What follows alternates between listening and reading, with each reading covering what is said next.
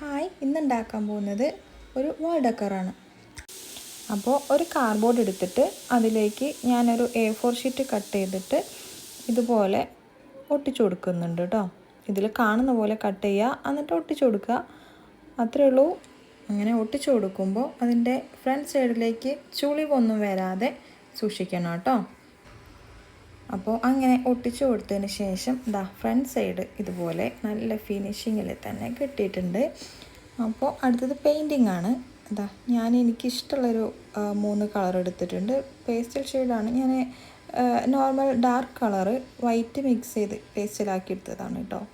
അപ്പോൾ pastel shades ഒന്നും ഇല്ലാത്ത ആൾക്കാർക്ക് അങ്ങനെ ചെയ്യാം. എന്നിട്ട് അതിലേക്ക് ഞാൻ പിന്നീട് കൊടുക്കുന്നത് ബ്ലാക്ക് കളറില്ലേ, ബ്ലാക്ക് കളർ എടുത്തിട്ട് ഇതുപോലെ ലീഫൊക്കെ വരച്ച് കൊടുക്കുന്നുണ്ട്.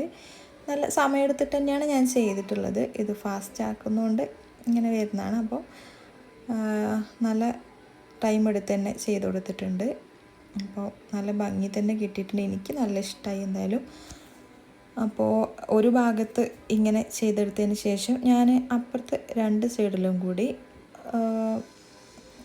ലീഫ് വരച്ചെടുത്തിട്ടുണ്ട്.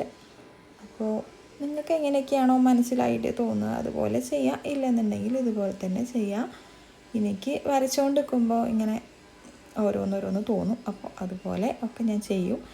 അപ്പോൾ എനിക്ക് വെറുതെ ഇങ്ങനെ ഇരുന്നപ്പോൾ ഇങ്ങനെ മനസ്സിൽ തോന്നി, ഒരു ഐഡിയ തോന്നി ചെയ്തതാണ്. ഇപ്പം ക്യാൻവാസ് ഇല്ലാത്ത ആൾക്കാരൊന്നും പെയിൻറ്റിങ് ചെയ്യാമെന്ന് വിചാരിച്ച് ചെയ്യാതിരിക്കുകയൊന്നും വേണ്ട. ഇത്രേ ഉള്ളൂ പണി.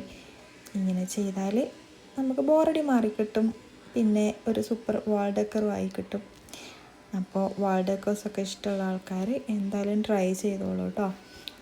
ഇത് ലാസ്റ്റ് ഫൈനൽ ലുക്ക് എനിക്ക് ഭയങ്കര ഇഷ്ടമായി.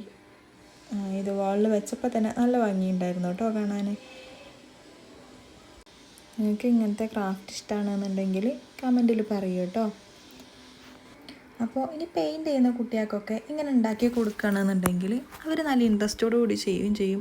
പിന്നെ ക്യാൻവാസിലൊക്കെ ആദ്യമായിട്ട് ചെയ്യുന്ന കുട്ടികളൊക്കെ ഡയറക്റ്റ് അതിൽ തന്നെ ചെയ്തിട്ട് കൊളായി പോവുകയാണെന്നുണ്ടെങ്കിൽ ഇങ്ങനെയൊക്കെ ചെയ്ത് പ്രാക്ടീസ് ചെയ്തിട്ട് അതിൽ കൊടുക്കുക, അല്ലെങ്കിൽ ഇങ്ങനെ തന്നെ ചെയ്താലും മതി. കുട്ടികൾക്കൊക്കെ ഇങ്ങനത്തെ ആക്ടിവിറ്റിയൊക്കെ നല്ല ഇഷ്ടമാവും എന്തായാലും. അപ്പോൾ ഇങ്ങനെയൊക്കെ ഒന്ന് ട്രൈ ചെയ്ത് നോക്കണേ.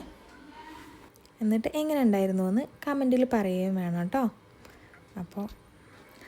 അപ്പോൾ ഇങ്ങനത്തെ ക്രാഫ്റ്റൊക്കെ ഇഷ്ടപ്പെടുന്ന ആൾക്കാർക്ക് വേണ്ടിയിട്ട് എന്തായാലും ഷെയർ ചെയ്ത് കൊടുത്തോളൂ കേട്ടോ. അപ്പോൾ ഇഷ്ടപ്പെട്ട ലൈക്ക്, ഷെയർ ആൻഡ് സബ്സ്ക്രൈബ്.